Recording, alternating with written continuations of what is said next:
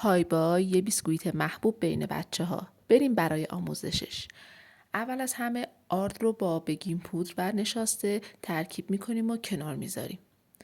کره هم دمای محیط رو با پودر قند ترکیب میکنیم، بعد با همزن برقی اونقدر میزنیم تا پوک و سبک بشه. تخم مرغ و وانیل رو بهش اضافه میکنیم و با همزن میزنیم. بعد آرد رو میایم یه قاشقش رو کنار میذاریم و مابقیش رو بهش اضافه میکنیم و با لیسک ترکیبش میکنیم. اصلا نباید ورز بدیم. خمیر رو 2 قسمت میکنیم، به یه قسمت آرد و به یه قسمت پودر کاکائو رو اضافه میکنیم. بعد از خمیرها گلوله های خیلی کوچیکی درست میکنیم. گلوله هاتون باید خیلی کوچیک باشه.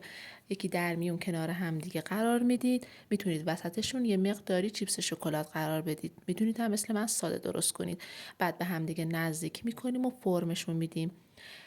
بعدم داخل سینی که کاغذ روغنی انداختیم قرار میدیم و در فر از قبل گرم شده با دمای 170 درجه به مدت 20 دقیقه اجازه بدید بپزه تا زیرشون یه مقداری رنگ بگیره و پخته بشه. امیدوارم درست کنید و لذت ببرید.